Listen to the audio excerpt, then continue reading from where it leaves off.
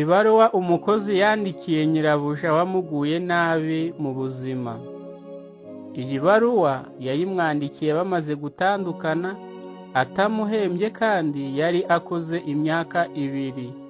Kuri mabuja nkunda Nyirantibikangwa, njyewe umukozi wawe ugukunda Manirafasha, nejejwe no kukwandikira iyi baruwa nkumenyesha agahinda wanteye, ubuhemu wangiriye ku byiza byinshi nagukoreye. Mabuja nkunda, naje kwaka akazi iwawe nkimara kuba imfubyi mbuze ababyeyi. Kurya wambonye amagufa yanamye, siko nahoze nanjye nari nteranye nk'abandi bana. Nkihagera weho na databuja nababonyemo igisubizo cy'icyo nari narabuze, ababyeyi bankundaga. Niyumvisemo ko ngiye kurya nkisana, kanywa, kambara kandi nkarerwa kuko nabonaga muri abantu. Natunguwe n'ukuntu muri inyamaswa ubwo mwabundazaga ari nge watetse, mumpindura iyara mumenamo ibyagaze n'ibyaboze ibyo mwanga kumpa bikiri bizima. Murangerera nkateka ibibazo ntashobora gukozamo n'ikiyiko ngo ndyeho, kica isari ari uko mpawe n'abaturanyi banyu murusha ubushobozi. Mabuja, uwakumvisha ukuntu ukunda abana bawe nabo bakankunda, barankunda kandi iyo nabaga ntirimbutse gato bankumburaga kukurusha uri nyina.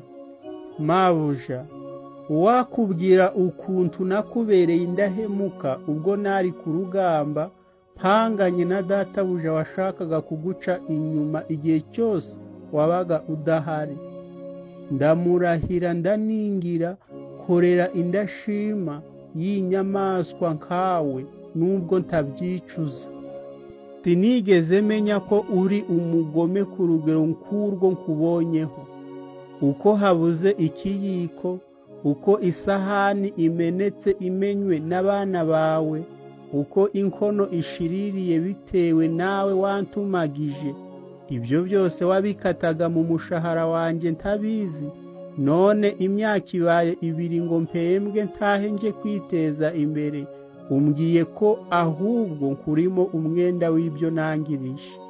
Mabuja, ntabwo nkubonyemo ubugome gusa, ahubwo buherekejwe n'ubujiji bwinshi.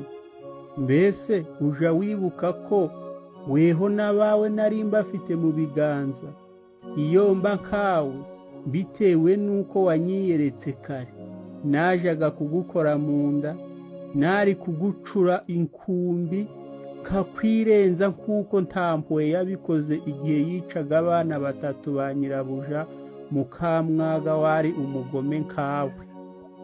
Reka nsoze nsaba Imana izoroshe ingoyi, ntigahore abana gukiranirwa kwa base, kuko abawe baba baguye mu kaga kandi ndabakunda, nabo barankunda ndabizi. Isambu y'imbwa ni amaguru, akabi karimenya ntambwa igira umubyaza. Ngiye gushakishiriza ahandi, yenda nzahura n'uwo mu bantu warokotse ambere umubyeyi.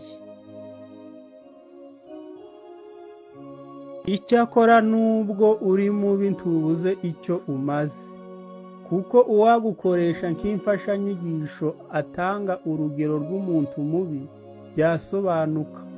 Twifurije guhirwa mu buzima.